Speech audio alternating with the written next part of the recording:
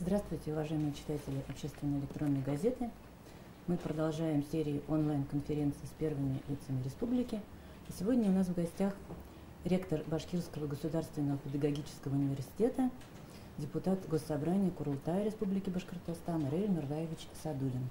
Здравствуйте, Раиль Нурваевич. Здравствуйте. Здравствуйте, уважаемые читатели. Он расскажет нам сегодня о новом федеральном законе об образовании в Российской Федерации. Первое чтение этого закона проходит как раз сегодня, и если это обсуждение пройдет благополучно, чтение пройдет благополучно, в 2013 году этот закон будет принят. Расскажите, пожалуйста, Раиль Нурваевич, о этом законе вкратце, для начала. Я бы хотел сразу уточнить, речь идет не о законе, а о проекте закона. Сегодня исторический момент в жизни и системы образования, наверное, нашей страны, поскольку Государственная Дума на своем пленарном заседании обсуждает два альтернативных проекта закона образования. Один из них представлен будет министром образования Российской Федерации, а другой – фракцией Коммунистической партии Российской Федерации. Ну и сразу возникает вопрос, зачем необходимо применять новые нормативные документы, которые регулируют образовательные отношения между субъектами образования. Мы все прекрасно понимаем, что живем совершенно в иной, многоликой действительности, которая совершенно другая, чем была, допустим, лет 10 назад. Наше общество меняется, следовательно, и самый основной институт, который формирует взгляды общества, оккультуривает общество, формирует интеллект общества, система образования, она также должна отвечать запросам этого общества. Общество становится гражданским, и самое главное сегодня, общество становится технологичным. Наверное, именно этот фактор задает основные параметры нового закона. Я бы хотел обратить внимание наших читателей на многочисленные вопросы, которые они задают и удивляются. Почему сегодня, к примеру, образование становится не моноуровневым, а двухуровневым, я имею в виду высшее образование. Почему сегодня внедряется система бакалавриата и магистратуры? Почему не устраивает специалитет? Давайте отметим для себя. Вот несколько лет назад для нас телефоны были совсем необычным явлением. Сегодня мы отвечаем iPhone 4, iPhone 5, разница между ними произошла буквально месяцы. То есть технологии меняются, и сегодня невозможно дать образование на всю жизнь. И сегодня система образования должна стремиться к тому, чтобы люди не просто много знали, а научили людей получать новые знания. Сегодня производство и экономика таковы, что образование и получение знаний, обновление знаний сопровождается в экономических и производственных процессах. Институты образования становятся не единственными точками, где люди получают образование. Поэтому система образования должна регулировать эти отношения с учетом тех производственных и экономических механизмов развития общества. И далее, что, на мой взгляд, чрезвычайно важно. Сегодня образование должно оккультуривать наше общество. Мы понимаем, что в управлении должны быть очень жесткие механизмы, но в то же время, как мы уже поняли из многих конференций, даже вот нобелевские лауреаты сегодня по экономике, они утверждают, что многое в экономике и производстве зависит от того, каков сам человек. Мы часто говорим о человеческом факторе, но этот человеческий фактор, он должен стать уже экономическим механизмом развития общества. Поэтому система образования должна все делать для того, чтобы формировать человека нового типа, человека уверенного в себе, интеллигентного, культурного человека. И полагаю, что новый закон образования как раз будет стимулировать эти позиции. Закон образования прежде всего, конечно, строится на основных принципах. Основные принципы – это приоритетность образования, гуманистический характер образования. И анализируя вот эти принципы, я прежде всего обращаю внимание на следующее, что впервые, я подчеркиваю, закон подчеркивает необходимость автономии образовательных учреждений, их самостоятельность в определении содержания образования и технологий. Но вместе с тем, мне бы хотелось обратить внимание наших читателей, на мой взгляд, на один существенный недостаток, который наблюдается в законе. Вот мы привыкли, что в любом деле должна быть своя философия, то есть какой-то основной принцип, метапринцип. Этот метапринцип, конечно, должна быть в нашем законе, должна быть обращенность к человеку, прежде всего к обучающимся. Мы же прекрасно понимаем, что школа должна быть для ребенка, а не ребенок для школы. Между тем, вот прочитывая основные статьи и положения закона, я вижу, что в ряде положений этот человек теряется, и во главу угла становится структура, что недопустимо в современной образовательной системе. Но я думаю, что окончательную редакцию закон получит после третьего чтения. Сегодня депутаты Государственной Думы должны прежде всего выбрать, какой закон взять за основу, а после этого уже редактировать его настолько, чтобы он отвечал запросам современной экономики и производства. Спасибо, Раиль Марваевич. По новому закону у нас поступили вопросы по проекту закона. Я тоже их вижу. Да. Вот от Любовь Михайловны, преподавателя. Добрый день. В законе впервые подробно закреплен статус педагогического работника. Что же изменится у обычного учителя после вступления закона в силу? Расскажите, пожалуйста, для нас этот вопрос первоочередной. Я еще раз хочу сказать, есть два субъекта образования, ученик и учитель, которые являются главными фигурами этой системы. И сегодня от современного учителя, от его социального положения, от тех условий, которые позволят ему профессионально совершенствоваться, зависит многое. Многие статьи закона, конечно, посвящены правам и обязанностям учителя. Они остаются традиционными. Я подчеркиваю это. Наш закон, который существовал, по которому мы работали, и новый закон мало чем отличается в редакции. Но я бы хотел передать читателям, я вчера разговаривал с Александром Николаевичем Дегтяревым, мы советовались, что произойдет во время обсуждения. Так вот, есть один пункт, который меня тревожит. Когда мы говорим о социальных гарантиях учителя, то в новом законе, в проекте нового закона прописывается, что субъект федерации вправе определить многие социальные гарантии. В старом законе было написано, что учитель вправе получить социальные гарантии. Поэтому сегодня в Думе Комитет по образованию и науке будет стремиться к тому, чтобы отстоять право учителя на социальные гарантии, прежде всего сельского учителя, части касающиеся коммунальных услуг, части касающиеся самообразования и заработной платы. Спасибо. От нее же вопрос от Любови Михайловны. Не кажется ли вам, что новый закон об образовании очень большой и трудный для понимания? Я специально принес этот закон. Вот он, вариант, подготовленный Министерством образования и науки. Здесь 151 страница. Она действительно, документ очень большой. Кстати, закон, подготовленный фракцией коммунистов, представляет на 20 страниц еще больше. Действительно, в сравнении с теми законами, которыми мы пользовались, он, конечно, более объемный. Но, посмотрите, ведь появились новые статьи, статьи, связанные с информатизацией образования. Общество становится информационным, и естественно, что закон должен реагировать на эти процессы. Есть целый раздел, посвященный информатизации образования. Есть раздел, посвященный открытым университетам. Да? Общество глобализируется, и поэтому сегодня открытые университеты не новость, и это же практика. Мы помним, вот совсем недавно президент нашей республики встречал одного из организаторов открытых университетов, систему дистанционного обучения Южной Кореи, передового государства в этом вопросе. Да, и заложены новые статьи, связанные с регулирующим отношения между духовными образовательными учреждениями и светскими образовательными учреждениями.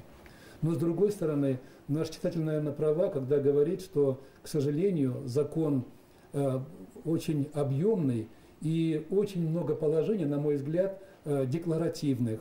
Закон все-таки должен быть нормативным и регулировать отношения между субъектами в однозначной трактовке.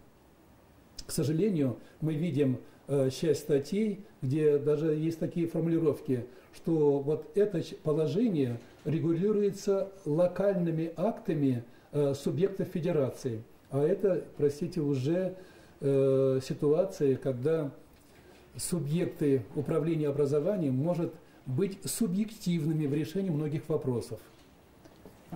Как вы считаете, за вот эти вот 3 чтения предстоящие, это исправится? Я думаю, что это исправится. Ну, во-первых, давайте обратим внимание. Вот закон, он подвергся всенародному обсуждению. И у меня складывается ощущение, что редакторы проекта закона пытались учесть мнение всех граждан. Ну вот я неоднократно участвовал в обсуждении этих законов и видел, когда люди, предлагающие те изменения в тех или иных статьях или в положениях, они предлагали противоречивые, противоположные предложения. Следовательно, вот мне бы хотелось сказать, что именно в Государственной Думе многие статьи декларативные, они уйдут, и они станут более нормативными, более процессуальными, материально обеспеченными, и те декларативные положения должны уйти, конечно, должны уйти. Закон должен однозначно трактовать действия субъектов образования. Конечно. И вот от Регины Тимофеевой из Уфы просьба такая: прокомментируйте ваше отношение к альтернативному проекту закона, внесенному КПРФ. Вы немножко начали говорить? Да. Я уже сказал, что 2 закона подготовлены, они сегодня будут доложены на пленарном заседании Государственной Думы. Я внимательно сопоставлял, изучал мнение экспертов. Так вот, сами эксперты КПРФ показали, что 10 статей закона, предложенных Министерством образования и науки, и их альтернативный проект, они идентичны. 30 положений отличаются. Но я обратил внимание на то, что, конечно же, закон КПРФ, он более социально ориентирован, но с другой стороны, как мне представляется, они не оценивают то состояние экономики и финансового положения страны. Вот один факт. Значит, в законе, подготовленном коммунистами, говорится о том, что на финансирование образования необходимо планировать 7% внутреннего продукта, ВВП. Если перевести это на деньги, это составит где-то около 4 триллионов рублей. То есть, если взять сегодняшнюю сумму финансирования образования, нужно сделать 8-кратное увеличение. А если рассматривать вклад в систему высшего и послевузовского образования, то эта сумма должна составлять 7% от расходной части бюджета. Это огромнейшие деньги. И возникает вопрос, а насколько эти предложения, они соотносятся с макроэкономическим положением страны и с бюджетным кодексом Российской Федерации? Здесь, конечно, просматривается некая реклама, желание показать себя лучшей стороны. Конечно, мне бы, как ректору вуза, как человеку, который посвятил всю свою жизнь образованию, хотелось бы получить больше денег на систему, но за счет чего? За счет работников здравоохранения, культуры. Поэтому, если сравнивать основные положения и статьи, то они идентичны. А вот в части социальной поддержки проект коммунистов, конечно, он более социально ориентирован, но расчеты там не выполнены. Я каждый раз, когда Геннадий Андреевич комментирует свои предложения, он говорит, что вот мы подготовили закон о образовании, который подготовили самые умные люди России. Я согласен, это патриотичные люди. Это люди, которые заботятся о перспективе России. Но в то же время, когда читаю основные положения закона, я вижу, что эти законы подготовлены людьми, которые не совсем знают систему образования. Ну, для примера, вот пишут, допустим, в системе образования есть качество образования отличается, характеризуется такими дефинициями, как отлично, хорошо, а там написано 5, тройка. Но это бытовые определения. Поэтому люди, конечно, хотят, чтобы представлять этот закон лучше, но необходимо, на мой взгляд, трезво оценивать ту ситуацию, в которой находится Россия, особенно и его экономическое и финансовое положение. То есть вы считаете, что он не совсем реален? Он не реален. Он не совсем реален, он просто нереален. Вот тот эволюционный путь, когда каждый год в систему образования вкладываются новые и новые средства, ведь мы же прекрасно понимаем, что развитие образования зависит от развития производства. В ту же очередь развитие производства зависит от образования. Мы не сможем вкладывать в бюджет, в образование, если производство не будет развиваться. Спасибо. Следующий вопрос тоже по закону. Ольга Николаевна, учитель сельской школы, интересуется. Скажите, пожалуйста, учитываются ли как-то новым законом интересы малокомплектных школ? Что их ждет после вступления закона в силу? Вы знаете, проблема малокомплектных школ, конечно же, в законе проговаривается, но я не обнаружил там механизма, который позволит малокомплектной школе функционировать так же хорошо, как, допустим, городская школа. И здесь, мне кажется, основным законом образования эту проблему решить нельзя. Малокомплектной школой нужно заниматься, и при этом должны быть приняты шаги революционного характера. В частности, малокомплектная школа сегодня, она подключена к интернету, и можно было бы усилить содержание образования, усилить профессиональный состав педагогов за счет того, чтобы малокомплектная школа была подключена к специальному образовательному порталу, чтобы дети малокомплектной школы могли включиться в образовательный процесс в режиме реального времени городским школам, в вузовской системе. Над этим мы работаем. И я бы хотел сказать, не случайно президент нашей республики поднимает вопрос об усилении дистанционной системы обучения. Малокомплектная школа, она, к сожалению, как показывает демографические ситуации, не скоро еще увеличит состав своих учеников. И мы же прекрасно видим, что учитель географии вынужден вести уроки математики, учитель истории вынужден вести уроки языка или литературы.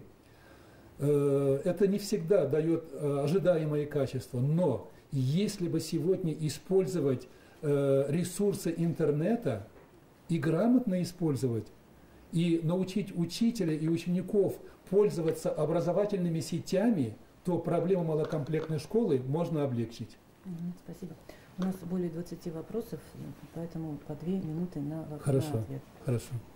Татьяна Владимировна, мама будущего первоклассника, спрашивает, правильно ли я понимаю, что новый закон рассматривает образование не как право граждан, а как услугу для них? Следует ли превращать учебные учреждения в некие коммерческие структуры, которые будут должны или будут вынуждены зарабатывать деньги? Вы знаете, в проекте закона используется два понятия: право на образование и образовательные услуги. Образовательные услуги в основном касаются системы дополнительного образования и там, где где родители, учащиеся, то есть граждане России, оплачивают свои услуги. В целом же я хочу сказать, закон предусматривает бесплатное дошкольное образование, бесплатное общее образование и при условии конкурентности обеспечивает, и говорится о бесплатном среднем профобразовании впервые, это прописано, и в системе высшего образования на конкурентной основе обеспечивается бесплатное высшее образование, и там, где уже люди оплачивают свое образование, вот тогда используется термин «образовательные услуги». Спасибо.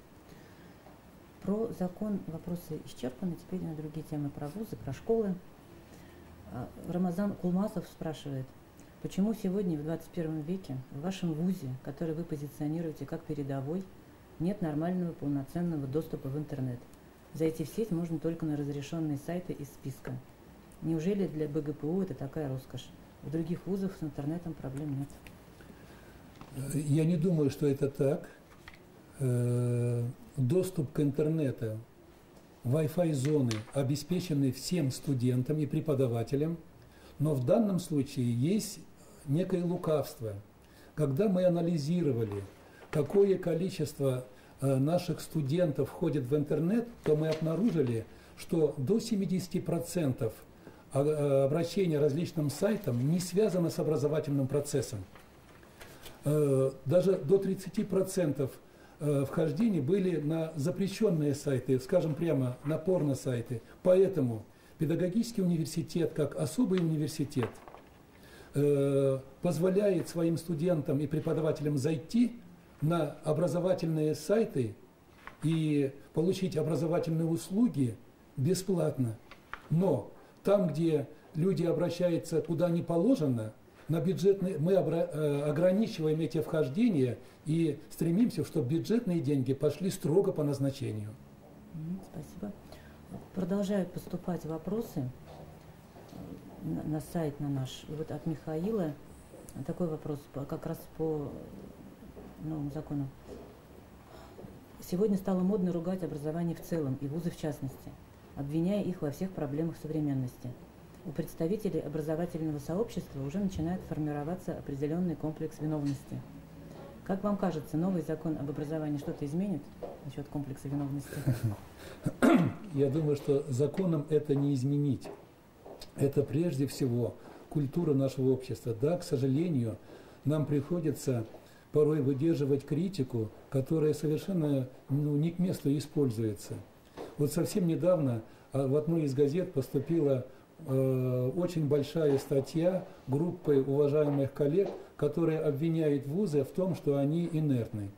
Но когда мы реально посмотрели, что делается сегодня в вузах, мы обнаруживаем, что мы упорно и настойчиво работаем. Кстати, сегодня я хочу сказать, вот на сайтах Башинформ и на этом канале, в газетах, радио передают радостную весть. Уфимский государственный авиационно-технический университет вошло в число 20 сильнейших вузов России и названы как национальная гордость. Я могу сказать, нефтяной технический университет в первой десятке вузов своего профиля, наш педагогический университет, первые десятки профилей среди педвузов и вузов, приравненных к ним, аграрные и другие вузы. Мы обладаем очень сильными вузами, но вместе с тем нужно думать сегодня о том, чтобы совершенствовать инфраструктуру вузов, сделать наши вузы более популярными для других субъектов Российской Федерации. Я с сожалением отмечаю, что сегодня в вузах студенты имеют возможность, только 20% студентов вузов имеют получить возможность жить в общежитиях. А если мы приглашаем людей из других субъектов, из-за границы, мы же должны создавать им условия. Посмотрите, что делается сегодня в Казани, делается в других регионах. И Москва сегодня стала заботиться о своих абитуриентах. Они открывают новые общежития и так далее. За последние 10 лет в Башкирии построено одно общежитие на 600 мест. Мы должны и над этим думать.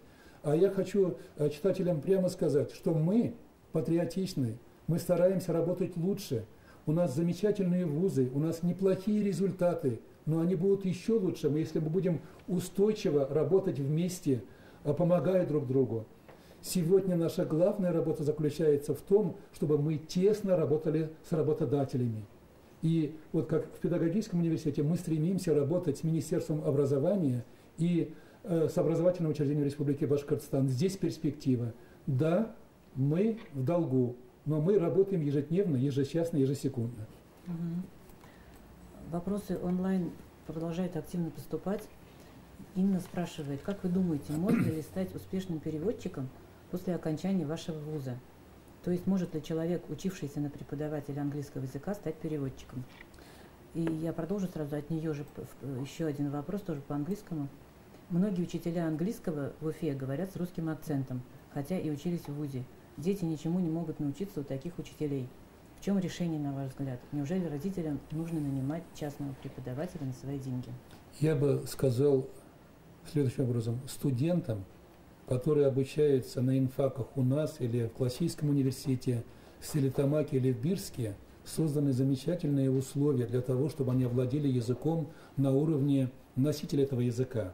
Конечно же, есть отдельные студенты, которые, наверное, как говорит Инна, не усовершенствовали свой язык. В целом, студент, заканчивающий инфак, и даже другие факультеты, и обучающие на английском языке, сегодня свой язык усовершенствовали настолько, что они свободно общаются с носителем языка. Вот совсем недавно у нас был посол Ирана.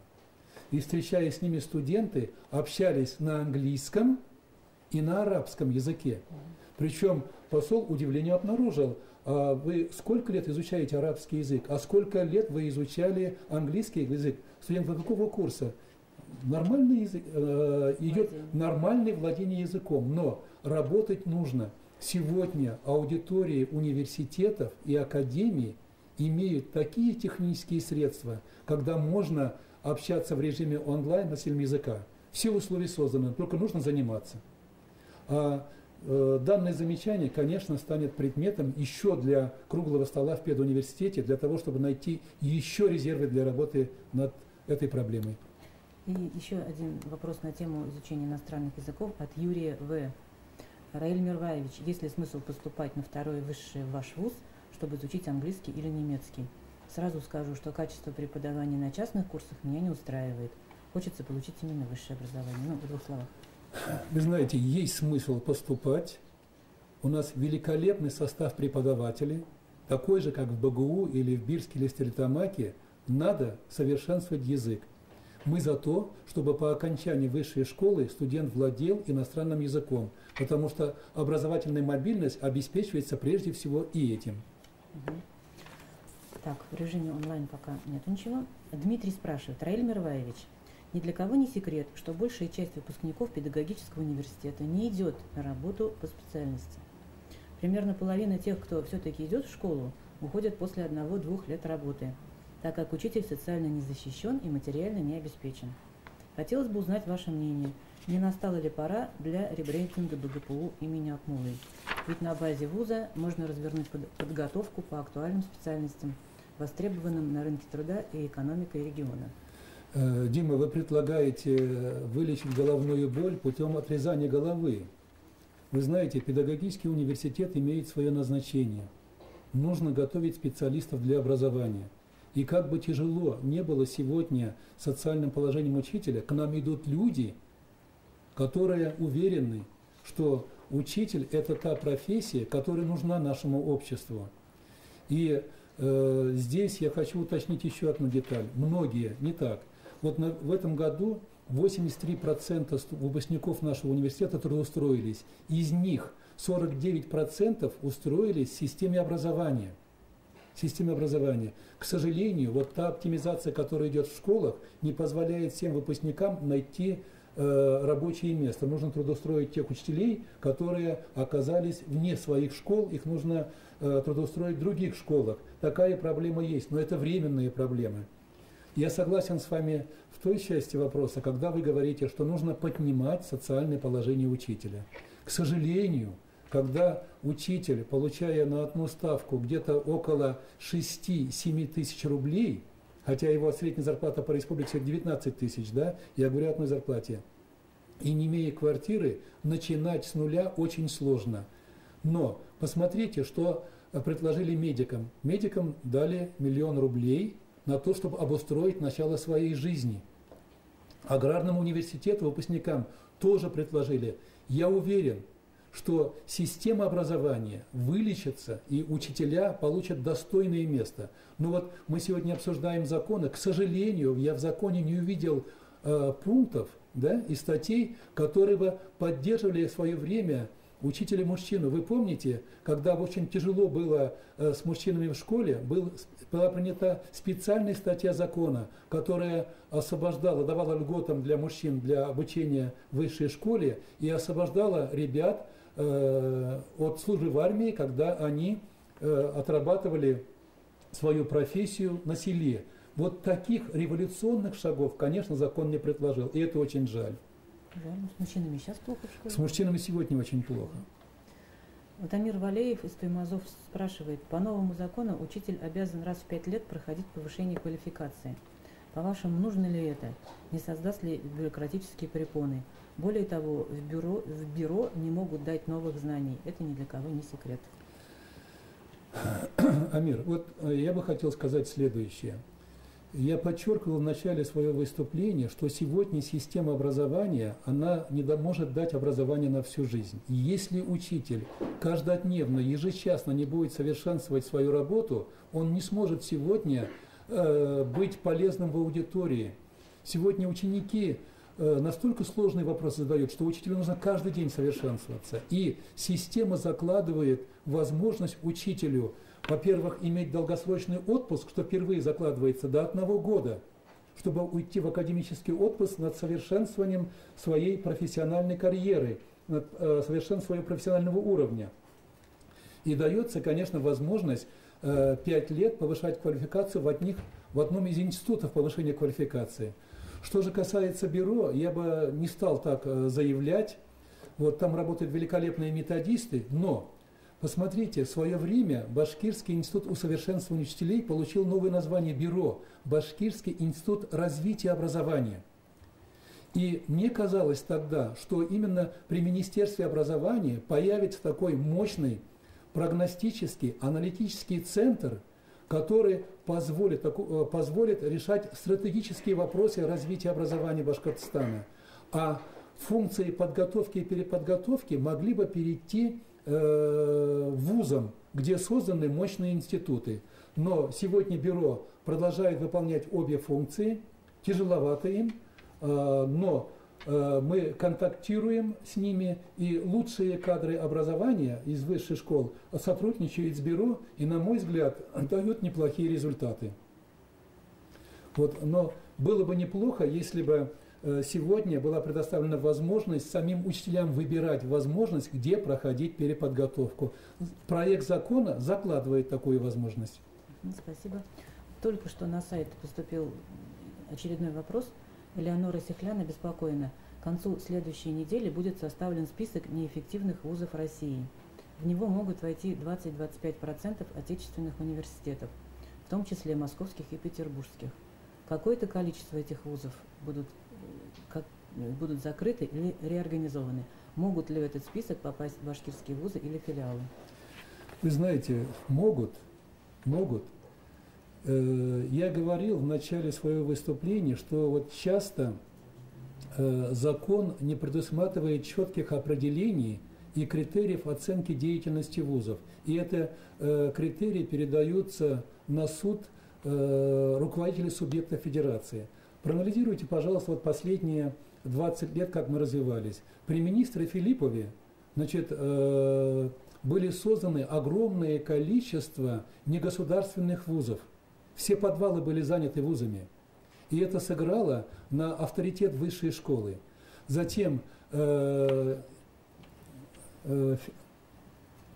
Фурсенко, министр, забыл уже, Андрей Александрович ввел новые индикаторы оценки деятельности вузов, где вузы должны были становиться многопрофильными. Вот за эти 7 или 8 лет мы от монопрофильного педагогического вуза у себя в высшей школе, кстати, Дмитрий тоже задал такой вопрос, у нас появилось 9 направлений. Мы стали готовить инженеров, генетиков, культурологов, переводчиков, библиотечных работников, а не только работников образования.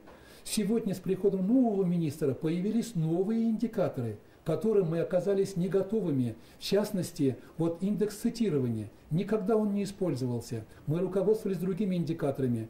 Проанализировали работу вуза. Оказалось, что у нас там есть очень большие проблемы. Но мы сегодня работаем над этим. Если бы через год оценивали вуз по этим индикаторам, мы бы оказались в числе ведущих вузов. Что же касается республики, мы, кажется, уже исчерпали дефицит сокращения государственных вузов тем, что такие прекрасные вузы, как Стерлитамакская педакадемия и Бирская педакадемия, оказались филиалами государственного вуза. Республика уже имеет дефицит мест для обучения в высшей школе. Поэтому нужно доказывать, бороться. Но, опять отвечая на вопрос, не исключены, что вполне вероятно, что вузы Башкортостана тоже может оказаться в этом списке. Хотя, еще раз говорю, у нас очень хорошие показатели. Все вузы Башкортостана по своим профилям находятся в первой десятке. Надеемся, что мы там не окажемся. Тем более мы своим трудом доказываем это ежедневно. Тема нашей встречи действительно актуальна. Как выяснилось, на сайт продолжают поступать вопросы. И новый закон об образовании волнует всех. Так, новый вопрос от Николая Васильевича поступил. Скажите, пожалуйста, учитывалось ли мнение ректорского корпуса при рассмотрении проекта нового закона об образовании? Он сам доцент, Николай Васильевич, его это интересует. Николай, спасибо за вопрос. Конечно, ректорский корпус и преподаватели вузов активно участвовали в обсуждении законопроекта. Было множество предложений. Я могу сказать, что предложение нашего университета было передано организаторам на 22 страницах, где мы просматривали каждый пункт. Сказать, что наше мнение было учтено на 100%, не могу. Более того, Вот когда читаешь статью о высшем образовании, то мы там потеряли, на мой взгляд, один очень важный компонент закона, где классифицируются вузы. Понятия институт, академия, университет ушли из закона, из проекта закона. Ну а теперь вернемся к практике. Когда будет аккредитация учебных заведений, когда мы будем лицензировать новые программы, каким образом они будут регулироваться, эти отношения? Или в законе прописывается о необходимости выстроить вертикаль образования с учетом сегментов производства. Для нас, допустим, должен быть педуниверситет, затем должен появиться педагогический колледж, педагогические классы и прочее. Законом это тоже не прописано. И, к сожалению, многие предложения ректорского корпуса не учтены. И у меня где-то складывается впечатление, что в желании обнять необъятное в законе потеряли мнение профессионалов. Нет, спасибо. Времени что-то у нас все меньше и меньше, вопросов осталось еще много.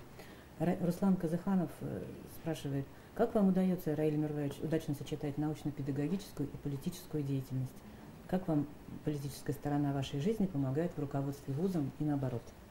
Я бы не сказал, что я это удачно сочетаю. Вот предыдущий вопрос показал. Я не скрываю, я вынужден идти в политику, потому что я учитель, и когда люди доверяют, я не имею права отказываться. Это раз. Во-вторых, когда ректор имеет политический вес, то ему многие вопросы легче решать. Вот когда я иду в Министерство образования и науки Российской Федерации, заместителю министра, вот у нового министра не было, у старых министров неоднократно был, я беру значок, записываюсь и доказываю, что вот руковожу приемной Путина, сейчас приемной Медведева, что я депутат Государственного собрания Республики Башкортостан, что я являюсь заместителем Муратбекича Гузаирова в Совете ректоров, и ко мне, конечно, прислушиваются, и мне легче доказывать правоту тех вещей, которые отстаивает наш университет. А сказать, что я удачно сочетаю, к сожалению, нет. Моя самая любимая работа – читать лекции, общаться со студентами на семинарах. К сожалению, удается это сделать все меньше и меньше. По положению ректор должен иметь ставку ректора, которая оплачивается Министерством образования и науки, и всего лишь полставки преподавателя и не более. К тому же я руковожу докторским советом, руковожу журналом, башкирским педжурналом, у меня все меньше и меньше остается для работы со студентом, чем я очень сожалею. Но я надеюсь, что скоро у меня появится больше времени для общения со студентами. Я люблю эту работу, 40 лет предан этой работе, и для меня это самое главное в моей жизни. Спасибо. От него же, от Руслана Казаханова вопрос. Ваш прогноз развития вуза на ближайшие 5-10 лет. Какие существуют риски с точки зрения тенденции укрупнения вузов? Каким будет портрет вашего абитуриента через этот промежуток времени? Вы знаете, риски присоединения вузов, они были, есть и останутся, если вуз ежедневно не будет работать. Я своим коллегам говорю: коллеги, давайте мы не будем выжидать, а будем работать буквально с колес. И, наверное, вот я уже вижу вопросы, где нас обвиняют в лишнем пиаре, но я хочу сказать, там нет пиара. Мы каждодневно должны что-то вводить в жизнь университета новое. И эта новизна, она должна совершенствовать нашу систему. Это наше убеждение. Вот, остаться на плаву можно лишь тогда, когда мы совершенствуем фундаментальные основы вузовского производства. Это хорошие кадры, это хорошая материальная база и мощная наука. В этом плане мне упрекать своих коллег не приходится. Если брать кадровый состав, он выше российского по качеству. Если брать материальную базу, спасибо республике, поддержали в площадях, а материальная база сегодня позволяет реализовать любые педагогические технологии, вплоть до того, что мы можем войти в школу и из школы в режиме онлайн общаться со школой, с учениками. Мы можем сегодня студентов формировать в модельных условиях школьного производства. Это самое главное. Но при всем том мы должны задумываться над тем, во-первых, чтобы наши все выпускники владели языками. Во-вторых, система дистанционного обучения должна органично вписаться в наш естественный образовательный процесс. И в-третьих, в образовательный процесс должны прийти отношения равных субъектов образования между преподавателями и студентами. Здесь должны войти в профессиональные отношения. Над этим мы думаем. А студент педагогического университета, я не ради пафоса, я люблю этих людей. Это преданные люди. Они пришли желанием не прежде всего зарабатывать, а желанием работать в сфере образования. Они думают о культуре своего народа, они думают о будущем своего народа, и этих студентов нужно уважать. Это замечательные люди. И вы видите огромное количество проектов студенческих. Кстати, совсем недавно наши студенты выиграли 30-миллионный грант. Это огромные средства, и они сами реализуют эти проекты. Я радуюсь и горжусь тем, что наши студенты такие. Но работать нужно каждый день, и мы будем это делать. Спасибо. Подробный ответ. Валерий пишет такое печальное сообщение. В вузах, и прежде всего в педагогическом, видимо, не уделяют должного внимания психологической подготовке молодых учителей и их умению овладевать вниманием школьников. Молодые преподаватели зачастую боятся детей, не могут с ними справиться. В результате страдает качество образования, проходят годы, а дети в школе предмет не учат и не знают. Редкий учитель действительно владеет вниманием класса и может добиться качественного изучения своего предмета. Намерены ли вы что-то менять в процессе обучения в вашем вузе? Валера, спасибо за вопрос. Это больной вопрос. К сожалению, есть выпускники института, университета, которые действительно тяжело входят в детскую аудиторию и не могут найти контакт с учителями, с родителями и с детьми. Но давайте поймем одно. Педагогическая профессия – это массовая профессия.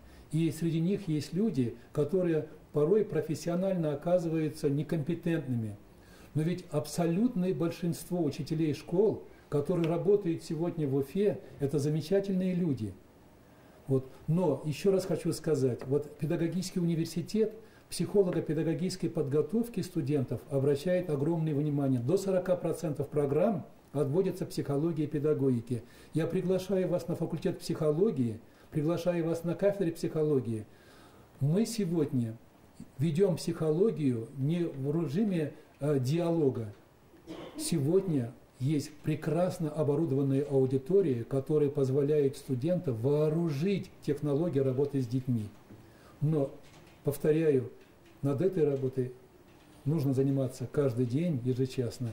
Мы работаем и стараемся, чтобы наши выпускники овладели психологией общения с детьми. Да, мне кажется, это актуальный вопрос. Очень актуальный вопрос. В принципе, вопрос психологии, общения, культуры общения, он вопрос не только для учащихся выпускников педуниверситета, преподавателей педуниверситета, для всех людей. К сожалению, мы часто видим негативные и не умеем видеть позитив и через позитив работать с людьми. Это большая проблема. Снова вопрос от Руслана Казыханова. Как продвигается сотрудничество с Роснано? У него ряд вопросов. Ну, давайте начнем с Роснано. Руслан, с Роснано продвигается идея замечательно. Вот наши молодые преподаватели с профессором Лачиновым совместно с Институтом физики, с нашими коллегами из авиационного университета и технического университета, во-первых, развивают образовательную программу, которая готовит будущих нанотехнологов. Мы нашли свою стезю, свое направление. У нас замечательные связи с Роснано России. Мы получили не один проект, грант на развитие своих исследований. И вот последний проект мы получили от Роснано, где, если не ошибаюсь, 1 300 000 рублей на создание студенческого конструкторского бюро, которое разрабатывает продукцию, связанную с нанотехнологиями. И в пятницу, если не ошибаюсь, наши ребята, молодые преподаватели нанообразования, выезжают в город Салават, в первую гимназию, ученики которого хотят войти в организацию школ, изучающих нанотехнологии. Проблема продвигается очень активно, благодаря декану факультета, заведующим кафедрой, молодым преподавателям и самим студентам. На какую специальность вы бы поступили сегодня, будь вы молодым абитуриентом? И в какой вуз? Завидуете ли вы сегодняшним студентам или наоборот жалеете их? Вы знаете, я и завидую им, потому что приходят умные ребята, приходят в вузы, которые в техническом отношении, в профессиональном отношении намного выше, чем тогда, когда я поступал на первый курс педагогического университета. Вот сложный вопрос для меня. Я всю жизнь мечтал быть агрономом, жил на селе, отец мой работал на селе, мама работала на селе, братья мои, один инженер, третий агроном. Вот. Но не прошел по конкурсу, пошел в школу, и когда я служил в армии, и дети мне писали письма, причем в огромном количестве, я понял, что я что-то значу для них. И тогда я выбрал профессию учителя биологии, что-то ближе к селу, зеленому сектору экономики и к детям. И вот 40 лет я служу этой профессии. Ни разу, я скажу, ни разу я не раскаивался. Хотя первые годы моей работы были очень сложными. Я проходил ведь этап ассистентства, преподавательства. Я, к сожалению, поздно защитил кандидатскую диссертацию, которая помогала мне финансово поддержать. Но я люблю свою профессию, надеюсь, что я ни разу не предавал своих коллег и не собираюсь это делать. Поэтому, если бы речь зашла о том, что выбрать сегодня, агрофак или биофак педуниверситета, я бы выбрал сегодня биофак педуниверситета. Более того, что наши выпускники в любом секторе экономики могут найти себе место. Вот совсем недавно ко мне приходили менеджеры нашего банка, Башкомснаббанка, и просили подготовить для них работников. Вы представляете? Да. Ряд вопросов по заработной плате. Андрей пишет. Здравствуйте, Раиль Мирваевич. Хотелось бы узнать, почему преподавателям БГПУ подняли зарплату только на 6,5%? И ожидать ли преподавателям увеличения зарплаты на больший процент? Если да, то на какой срок можно рассчитывать? Вы знаете, проблема заработной платы для учителя, для нашего преподавателя самая большая тема.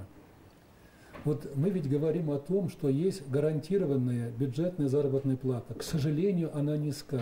Нас каждый раз эта проблема удручает. Но ведь задача заключается в том, чтобы в ВУЗе создать условия для того, чтобы дополнительно заработать. Вот сегодня в ВУЗе огромное количество грантоносителей, среди которых большое количество ассистентов. Я могу привести молодых преподавателей исторического факультета Николая Борисовича Щербакова и Алексея Кудинова, которые имеют многомиллионные гранты, и эти молодые сотрудники сегодня привлекают к выполнению грантов ведущих преподавателей, опытных профессоров вуза. За этот год они не только выполнили огромную научную продукцию, выпустили, опубликовали, получили заработную плату, но они успели съездить на конференции в Англию, во Францию, в Испанию, и вот получают разрешение поехать в Италию. Я хочу сказать, зарплата, к сожалению, по бюджету невысокая, и мы будем делать все для того, чтобы она стала еще выше. Но ректор вуза должен заботиться о том, чтобы каждый человек мог заработать самостоятельно, а для этого есть все условия. И если у кого-то есть замечания по этому поводу, приходите к ректору. Двери ведь открыты, давайте вместе обсудим, что можем сделать. Возможно, пожелания моих молодых коллег позволят мне найти другие шаги поддержки, финансовой поддержки наших специалистов. Еще от Андрея, непонятно, от того же или от другого. Судя по комментариям, БГПУ раздувает щеки по БСТ из-за незначимых или малозначимых достижений, а основной профессорско-преподавательский состав зарабатывает не более 15 тысяч рублей. Ну, Андрей, раздуваем мы щеки или не раздуваем, это ваше мнение. Приходите в вуз, заходите в аудиторию, общайтесь со студентами. А что касается заработной платы, действительно она невысока, но средняя заработная плата по итогам этого прошлого года 21 тысяча с копейками. Поэтому в этом году эта цифра достигнет до 23 тысячи. Это мало. Мы будем заниматься. А какие проекты несущественны? Вот сегодня, наверное, БСТ будет показывать нашу конференцию, связанную с развитием исламского образования.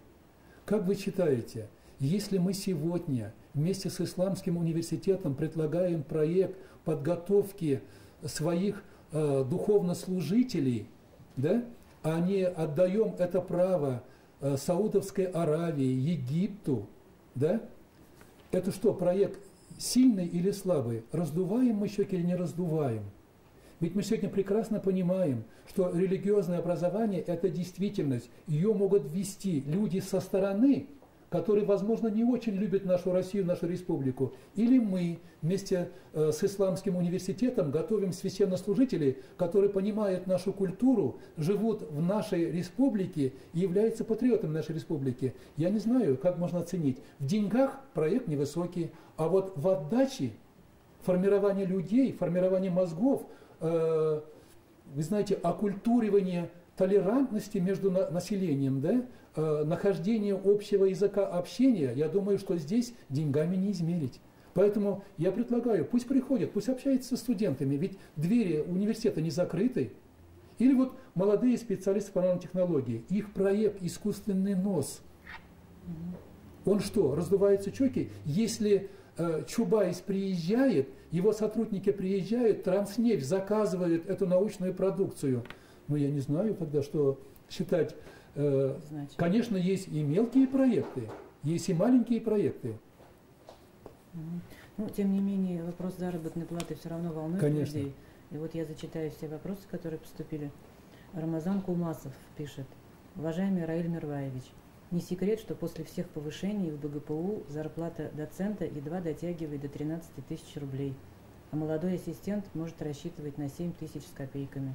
Хотелось бы знать, какой в БГПУ разрыв в зарплате между преподавательским составом и руководством вуза? Сколько получают на руки проректоры, деканы, ректор? Руслан, давайте будем... Рамазан, с уважением отнесемся к закону о персональных данных. Я, к сожалению, не имею права оглашать заработную плату проректора, декана. Вот. Конечно, она отличается от зарплаты ассистента. Что же касается зарплаты ректора, то я могу сказать, это единственная фигура, заработная плата которого устанавливается Министерством образования и науки.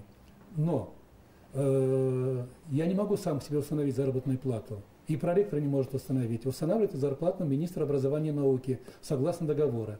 Эта заработная плата составляет 4-кратный размер средней заработной платы сотрудников и преподавателей университета. Я назвал вам сумму 21 тысяча, а дальше умножьте на 4.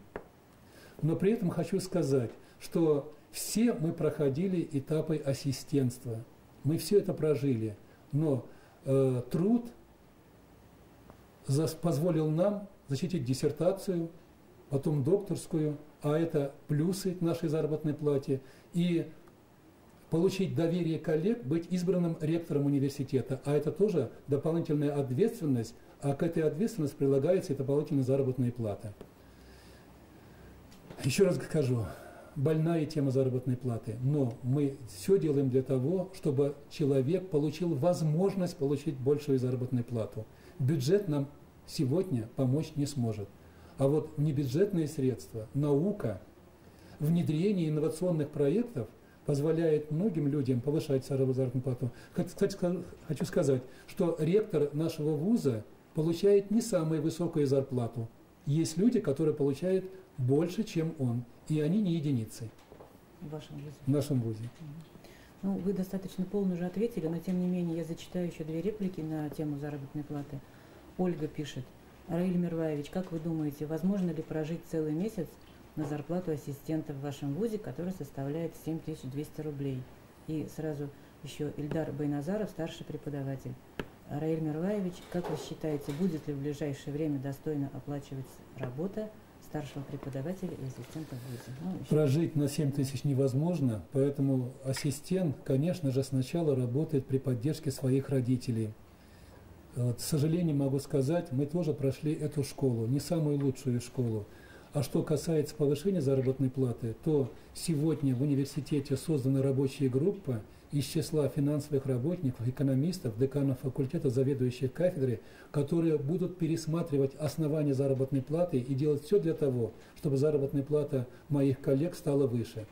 Но есть пределы бюджетного финансирования и беспредельные инновационные проекты, которые могут позволить нам получать зарплату больше, чем мы это сегодня делаем. Спасибо. Ну, мне кажется, тема зарплаты исчерпана. Лаис Разиддинов, наш постоянный читатель, спрашивает. Здравствуйте, Раиль Мирваевич. Часть родителей очень озабочены отсутствием школ для русскоязычных детей. Всем школам предписано принять учебную программу с национальной составляющей. Так где же права русскоязычных семей учить своих детей на родном языке? Как депутата Курултая прошу вас ответить, что законодатели думают об этом вопросе. Уважаемые коллеги, я бы призвал вас внимательно прочитать те нормативные документы, которые регулируют преподавание языков в школе.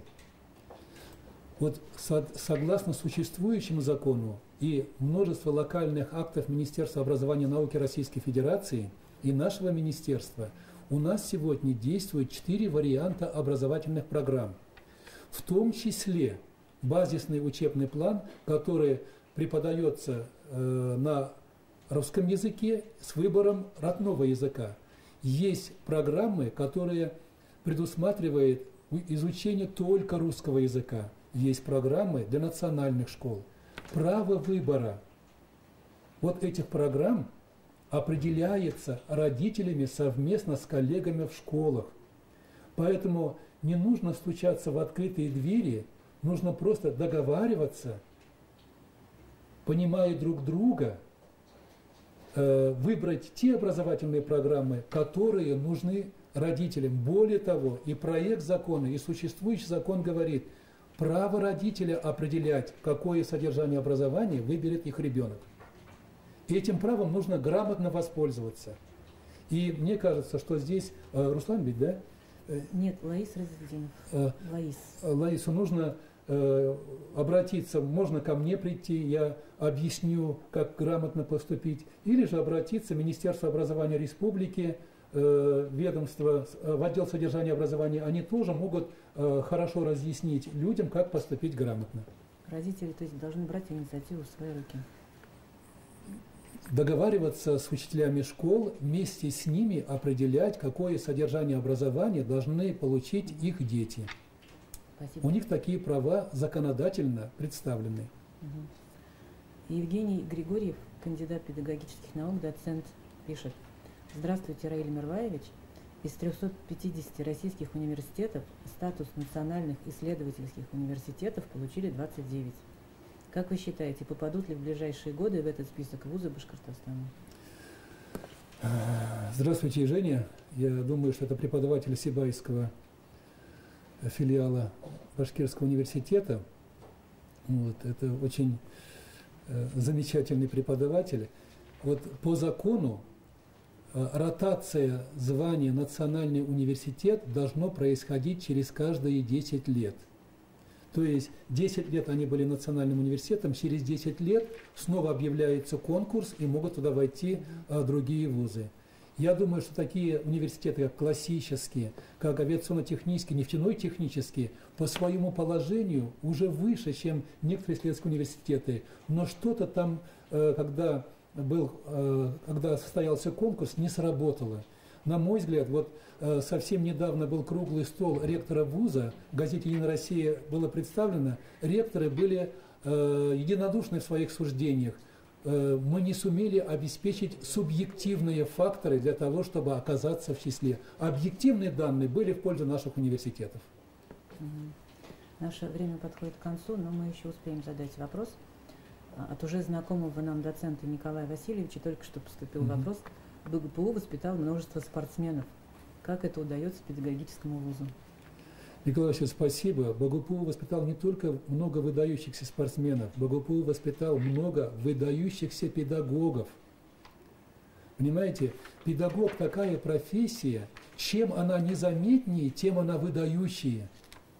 И поэтому, если мы сегодня вместе с вами не будем пропагандировать труд учителя, если мы сегодня вместе с вами, с журналистами, не будем показывать их напряженный труд, и если мы с вами не будем убеждать наших депутатов, то, конечно же, учитель не получит того социального положения, которое он должен получить. Статус учителя должен быть еще выше. Мы также воспитали выдающихся ученых, выдающихся политических деятелей. Поэтому, как и любой вуз, мы сегодня за свои 45 лет стали вузом, который выполняет свои фундаментальные функции – формировать людей, интеллектуальную элиту нашего общества и своими действиями формировать совершенно новую образовательную систему, которая должна воспитывать наших людей и готовить их к жизни.